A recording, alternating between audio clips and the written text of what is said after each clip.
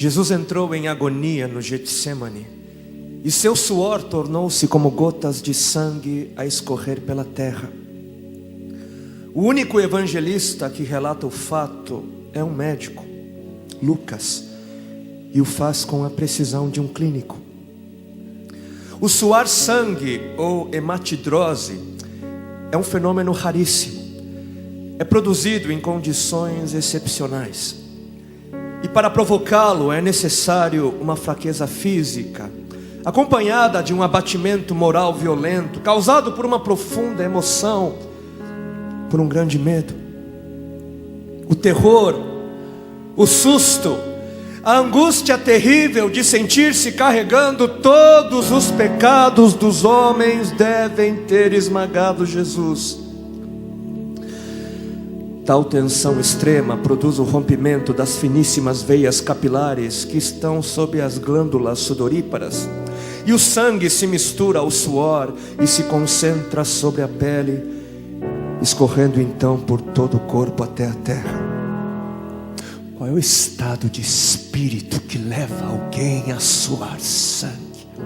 O terror, o susto, a angústia terrível de sentir-se carregando todos os pecados dos homens devem ter esmagado Jesus. Conhecemos a farsa do processo preparado pelos líderes religiosos, o envio de Jesus a Pilatos e o desempate entre Herodes e Pilatos. Pilatos teve que ceder e então ordenou a flagelação, o chicoteamento de Jesus. Os soldados despojam Jesus, tiram a roupa de Jesus e o prendem pelo pulso a uma coluna do pátio. A flagelação se efetua com tiras de couro múltiplas, sobre as quais são fixadas bolinhas de chumbo e pequenos ossos. Os carrascos devem ter sido 2, um de cada lado e de diferente estatura, e golpeiam com chibatadas a pele já alterada por milhões de microscópicas hemorragias do suor de sangue. A pele se dilacera e se rompe, o sangue espirra. A cada golpe Jesus reage em um sobressalto de dor. As forças se esvaem, um suor frio lhe impregna a fronte, a cabeça gira em uma vertigem de náusea, calafrios lhe correm ao longo das costas. Se não estivesse preso no alto pelos pulsos, cairia em uma poça de sangue. Depois o escárnio da coroação, com longos espinhos mais duros que os de acácia. Os algozes entrelaçam uma espécie de capacete e o aplicam sobre a cabeça de Jesus. Os espinhos penetram no couro cabeludo, fazendo-o sangrar, e os cirurgiões sabem o quanto sangra o couro cabeludo. Pilatos, depois de ter mostrado aquele homem dilacerado à multidão feroz, o entrega para ser crucificado. Colocam sobre os ombros de Jesus o grande braço horizontal da cruz, que pesa uns 50 quilos. A estaca vertical já está plantada sobre o Calvário. Jesus caminha com os pés descalços pelas ruas de terreno irregular, cheia de pedregulhos. Os soldados o puxam com as cordas. O percurso é de cerca de 600 metros.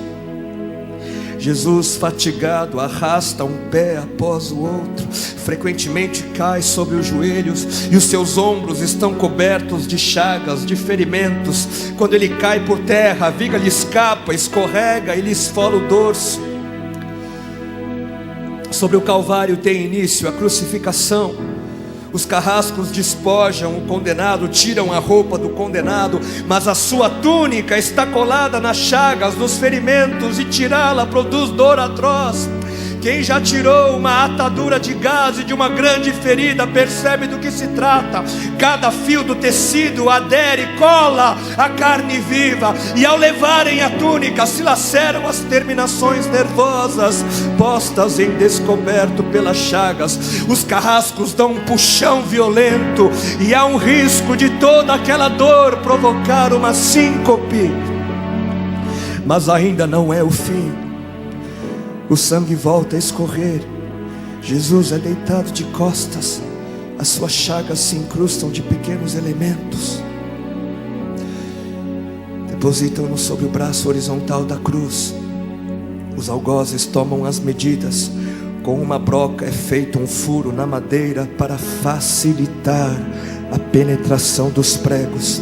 Os carrascos pegam um longo prego pontudo e quadrado, apoiam-no sobre o pulso de Jesus e com um golpe certeiro de martelo o plantam e o rebatem sobre a madeira.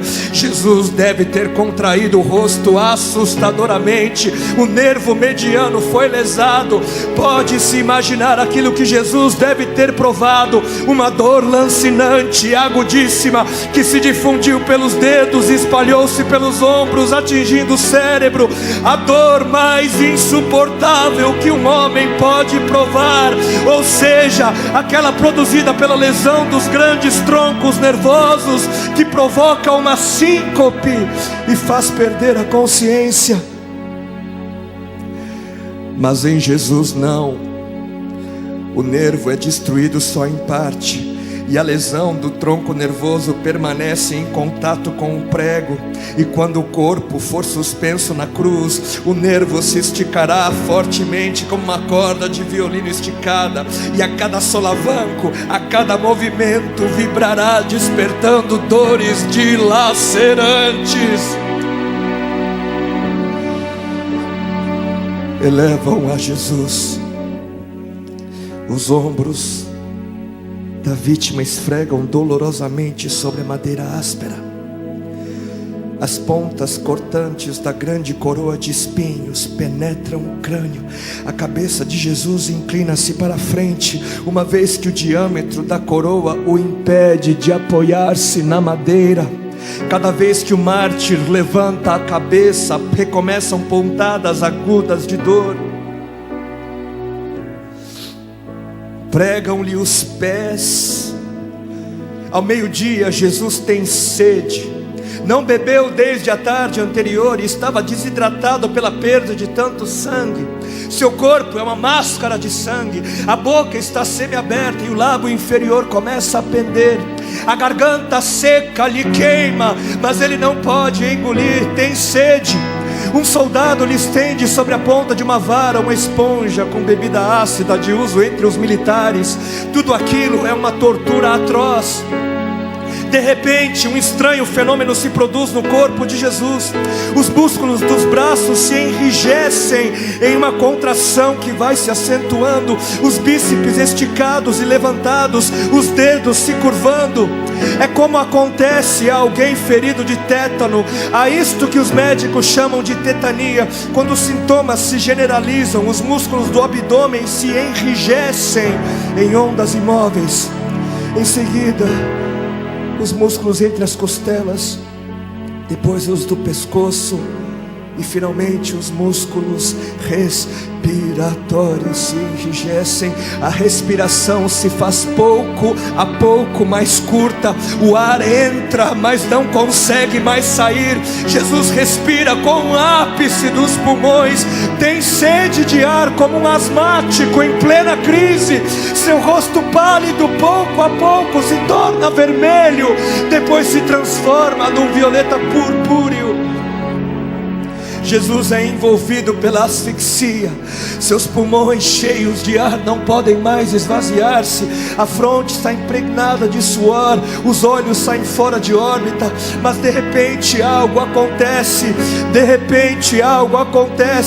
Lentamente, com um esforço sobre-humano, Jesus toma um ponto de apoio sobre o prego dos pés. Ele esforça-se a pequenos golpes, se eleva, aliviando a tração dos braços. Os músculos do tórax se distendem, a respiração torna-se mais ampla e profunda, os pulmões se esvaziam e o rosto recupera a palidez inicial. Mas por quê? Por que este esforço? Por quê?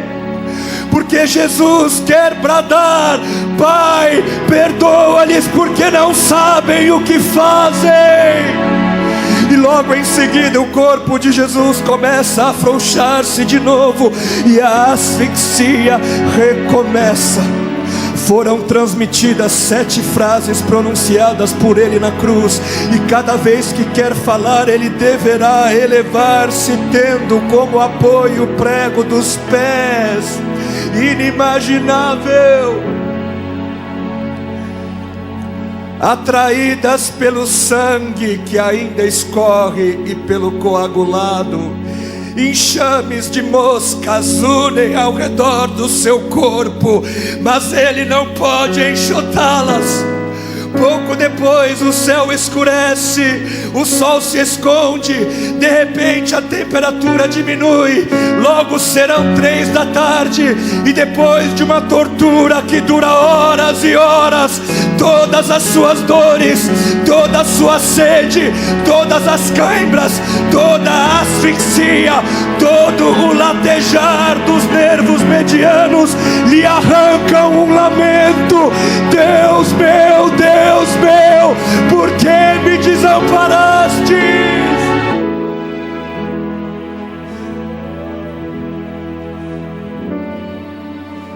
Jesus grita: está consumado.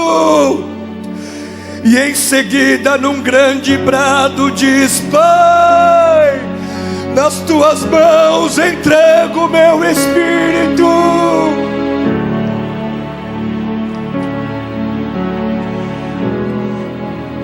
E morreu no meu lugar e no seu.